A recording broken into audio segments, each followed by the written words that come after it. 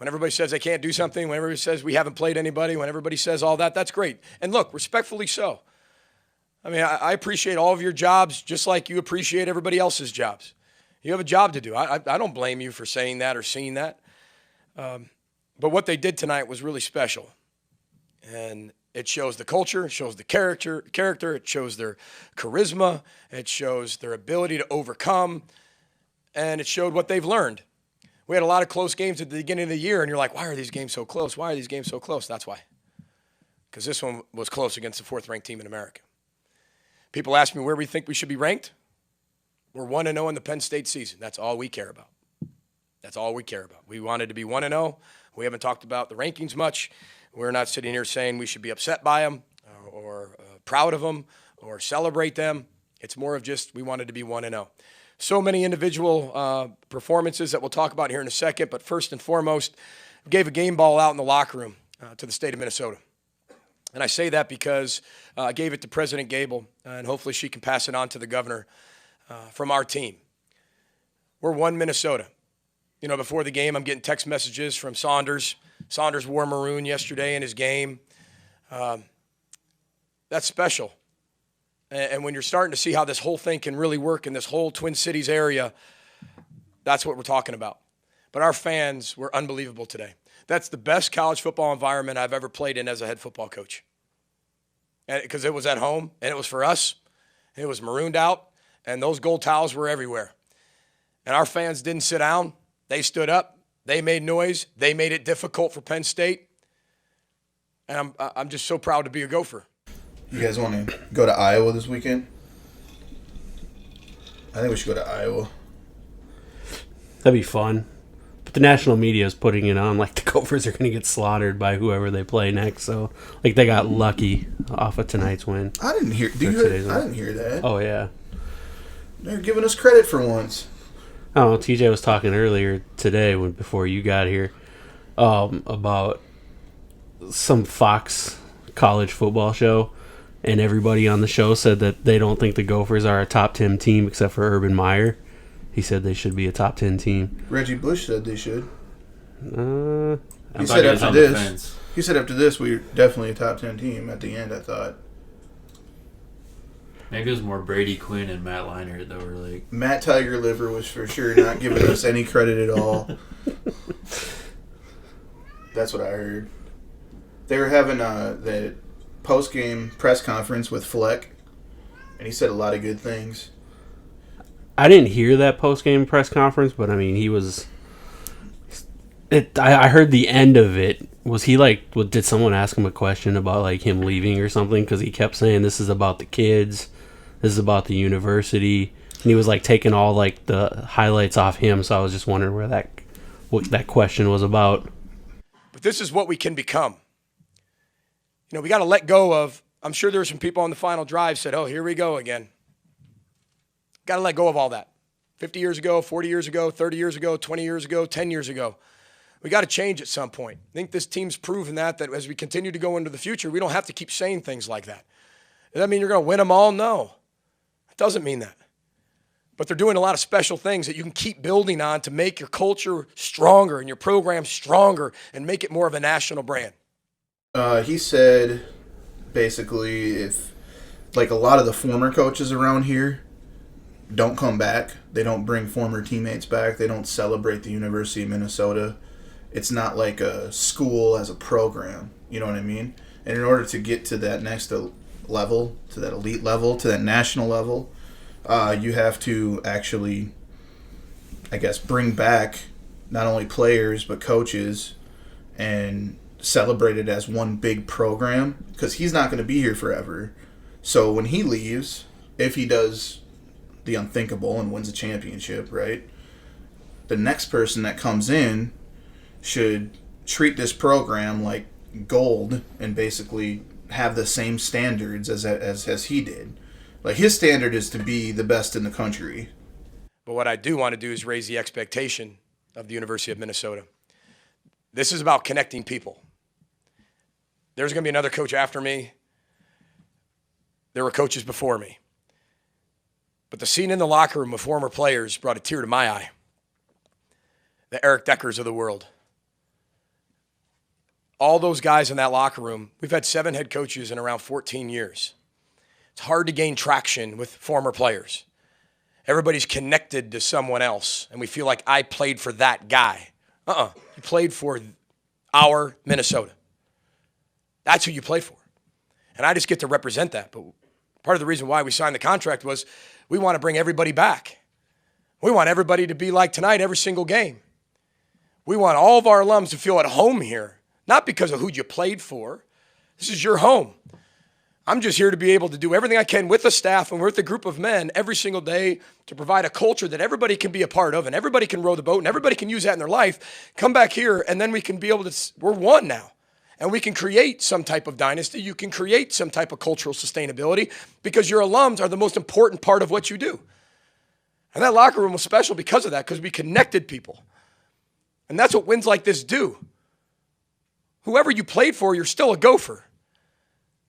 And I know I might be a little bit different, but I don't know how different I really am. I don't see what you see. But just maybe, our row the boat different might be the way. And maybe we're just ahead of the game. So if that's the standard at that level, then you can celebrate it as a full like, you know, school, as a full program. That's gonna fall. That'd be tight. No. Why? Because my wife would kill me. If the cat thing fell? Yeah, the cat's on it. It's a cat. Dude. The cat's like that cat ain't gonna fall. The shit's gonna fall and he's gonna be like, bloop. It's a girl for one. She's like 20. Yeah. I know how old it is. This cat's old as Yeah, she's F. a good cat. She probably just wanted to climb up there for fun. She don't go Wants inside some that camera hole. time. Yeah, she did want to. She wanted to get showed on the camera for The sure. podcast cat. Yep.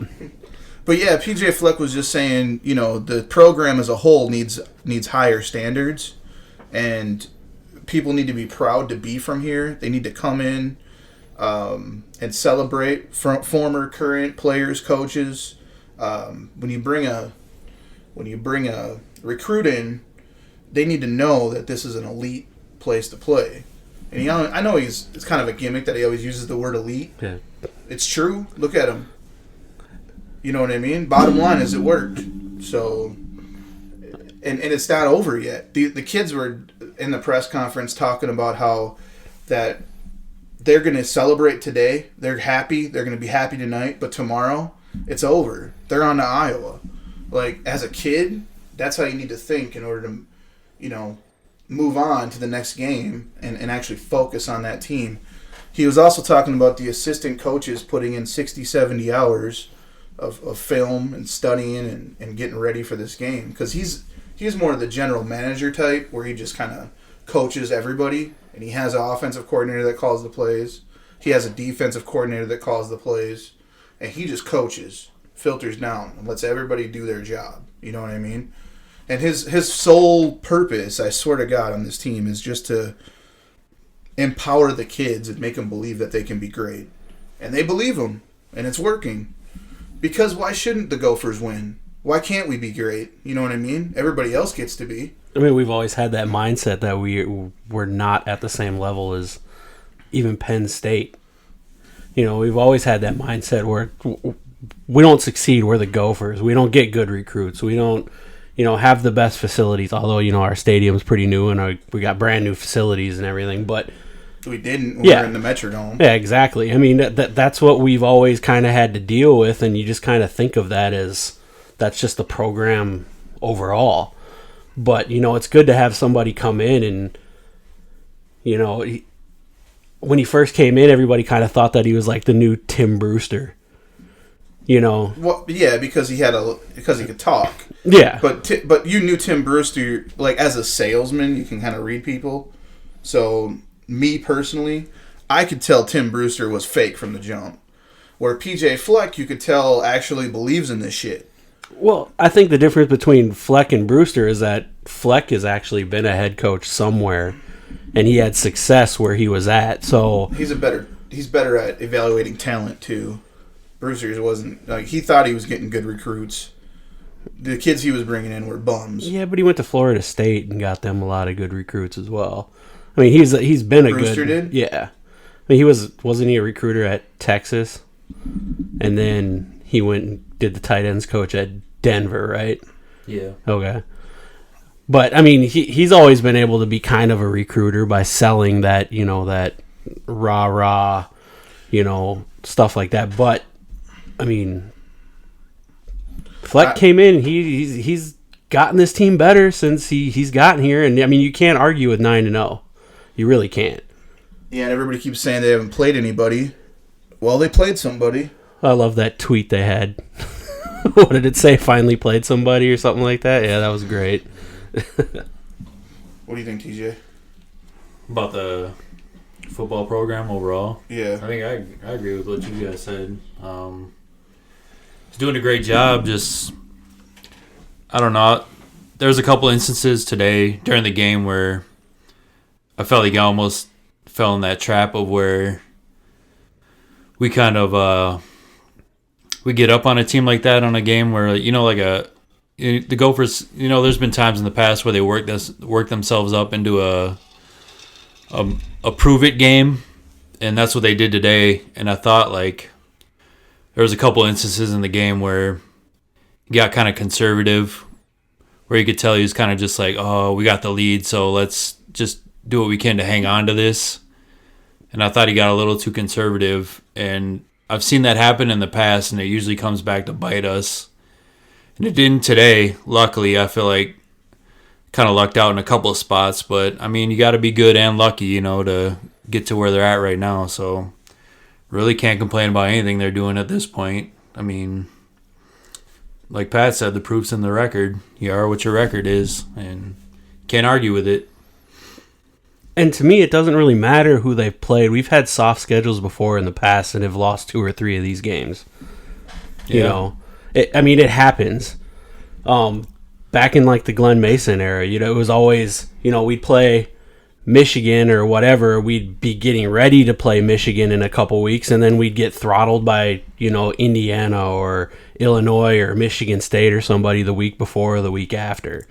I think another thing is like people give them shit for squeaking by kind of like a couple of not so tough opponents early in the year, and like that's legit. But if you look at the season as a whole, like they've constantly throughout the entire season have gotten better.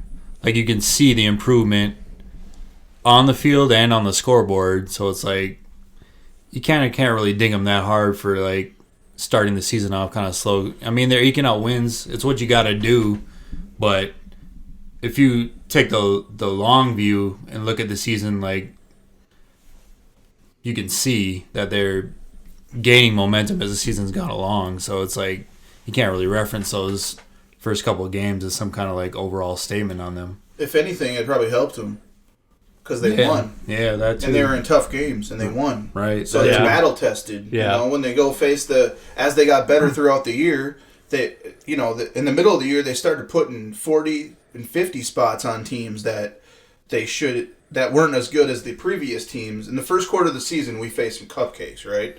And we eked away with some of those wins, but they were tough games. They were hard fought, and then they developed and moved on to the next part of their schedule. They were beating teams by 30 points, and then they face a team like Penn State, and now it's a tough game. The defense has to come up with a big stop at the end of the game, and they do,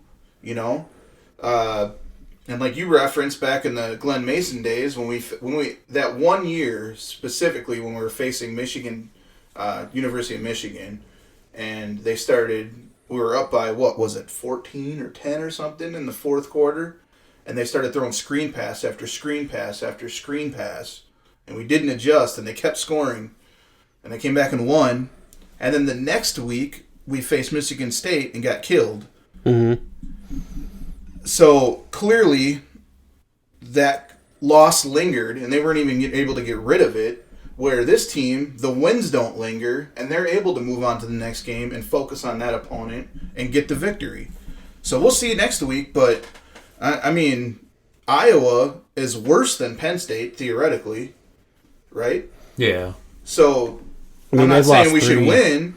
They've lost 3 Big Ten games, so yeah, theoretically they are. Well, let me ask you this, both you guys. I'll start with you, TJ. How would you feel if we win next week, right? But then we lose to Northwestern. North. Is that who we play next? Yeah, after Iowa.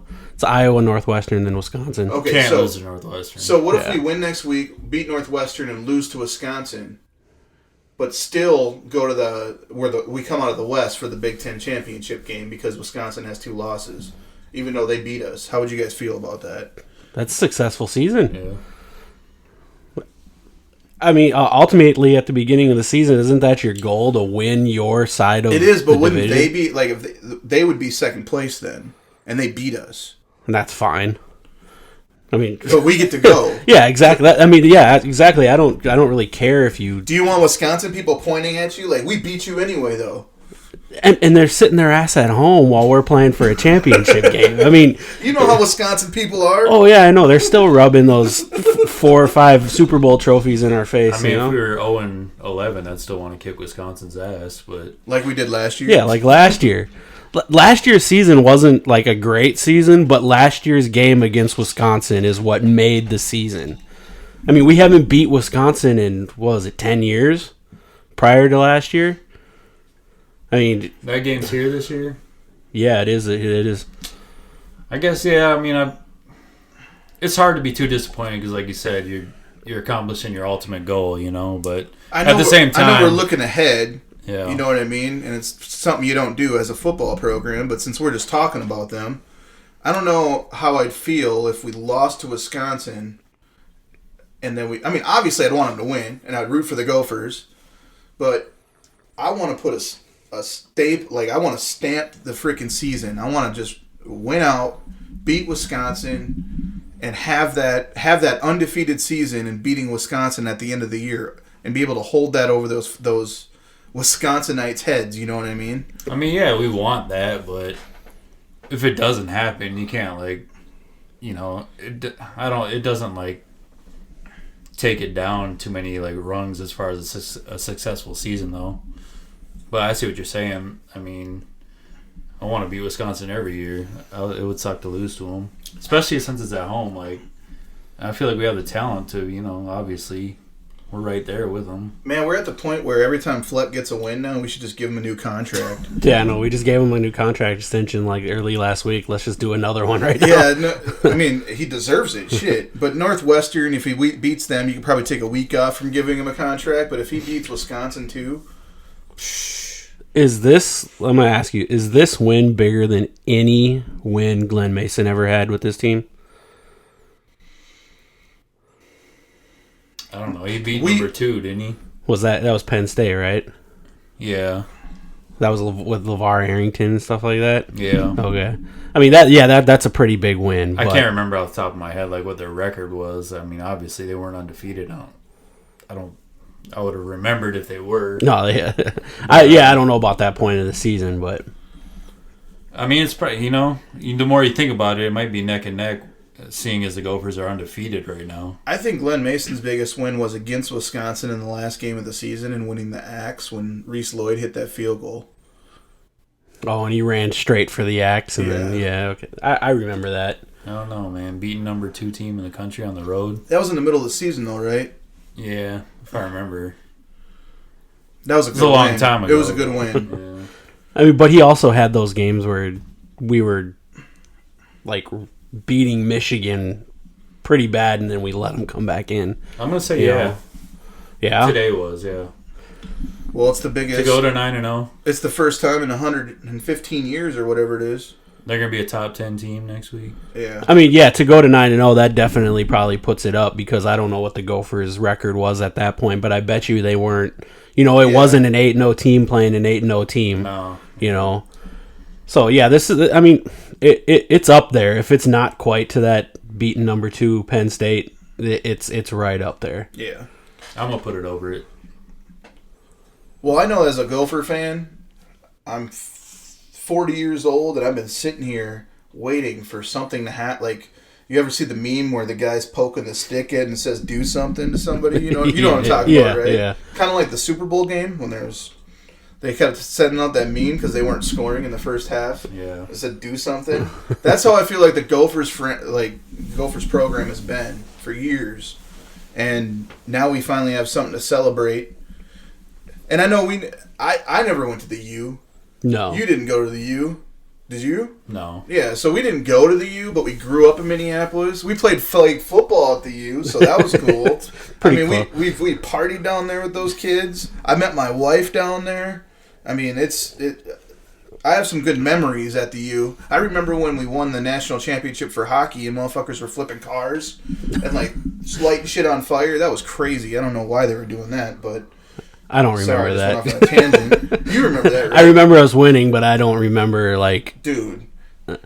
I've People on campus that lived down there had their doors shut and locked. Like, they were scared. I'm not a huge hockey fan to begin with. I mean, I was like excited they won and stuff like that. Just kind of like the Gophers basketball, the girls team. Yeah. You know, I was kind of excited when they would win and stuff like that. But I mean, I don't really remember it. But And to win the national championship for hockey is like 1/10 of the accomplishment for football. remember when we won that NCAA golf tournament? Flipping cars on the streets and stuff. That was so tight. What? Yeah, didn't we?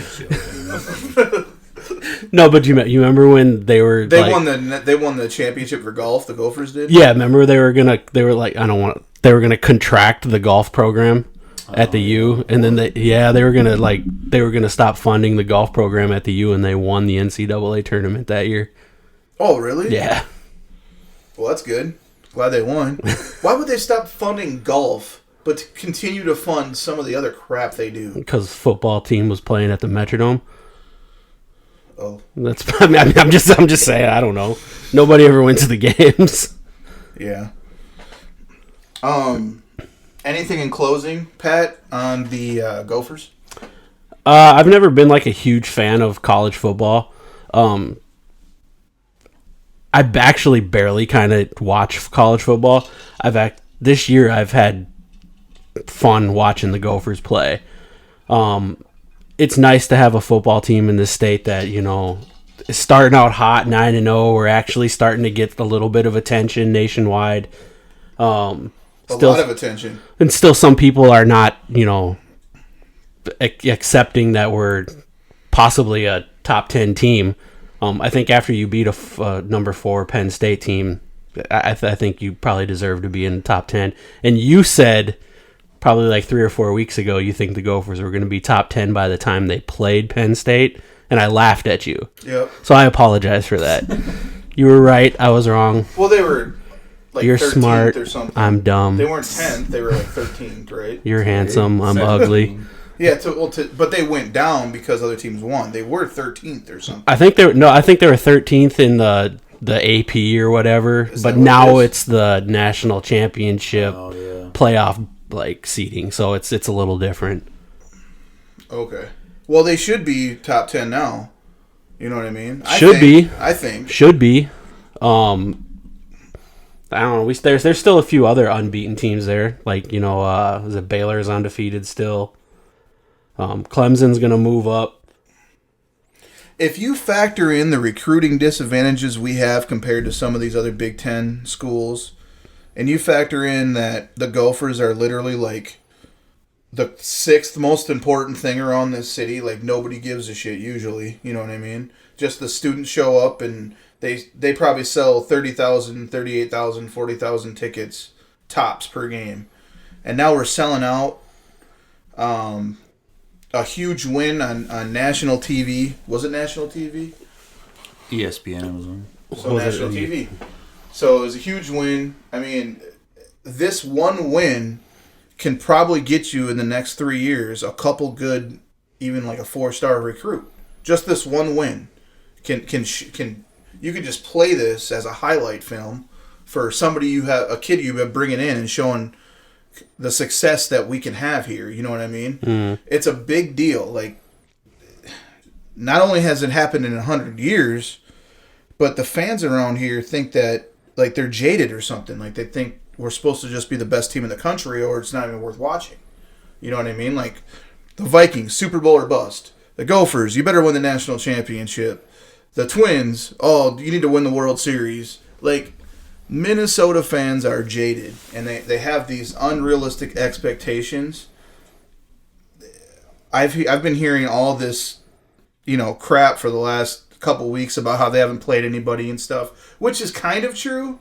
But the point is, though, is that they were 8-0. They won 8 games and they lost 0 games. There was 8 chances to lose and they never lost. And that's the sign of a good team. I don't care what your schedule is. You know what I mean? And then they beat Penn State. Look at that defense. The Gophers' defense is insane. They say we can't run against Penn State. And for the most part, I think we blocked them well. We ran enough to pass. And then our receivers, it's probably one of the best receiving corps in the Big Ten. So now if we go into the next part of this schedule and we face like the Iowas of the world, and we go to, like, if we get to the Big Ten championship game and we lose, I don't want to hear nobody's negativity, though. You know what I mean? Like, this is a big, successful season right now with 2- and 3-star recruits. You wait until the next 2, 3, 4 years when he brings these guys in as freshmen and he's able to coach up a 4-star recruit. That's going to change the program if he sticks around. Wasn't Bateman highly, maybe not a 4-star, but high 3-star? I mean, I thought it was kind of a big deal. We ended up getting him. Yeah, I think he had options. I don't remember exactly how many stars he was or anything, but I know, like, I feel like he definitely had options to go to good schools. I don't know. I can look it up if you want, but No, you're fine. I mean, but like you said about the running game, I mean, we ran the ball 40 times for 121 yards. That's only a 3-yard per carry average.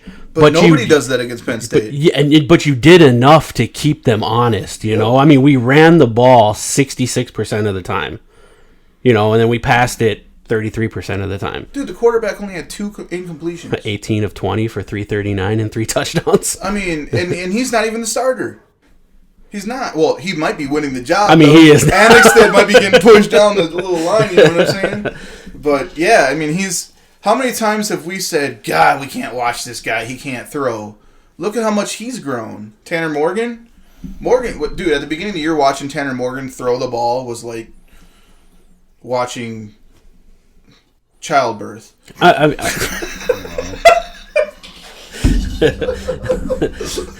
don't know if it was... But childbirth is magical. Well, shit, that was magical today. Today was. So maybe it was like watching it. Anything in closing on the Gophs? I just want to shout out Tyler Johnson. North Minneapolis? Exactly. North being from North Minneapolis is really cool to see a kid come from there and just have such an impact on the hometown school. It's just a cool thing to watch, a lot of fun to watch, and he's an awesome player. Dude, that one-handed catch on his helmet while he's pushing the defender off, and then kept his feet in bounds too at the same time. Yeah, that takes some talent, man. That's like NFL caliber receiving right there. Yeah, he'll be playing on Sunday. Yeah, there's some rumblings about him being a first-round pick. He's good. Some, huh? Yeah, he's a good The player. Vikings will just take him. I don't know if the Vikings are quite the Wolves. The feel good. Let's take the local guy.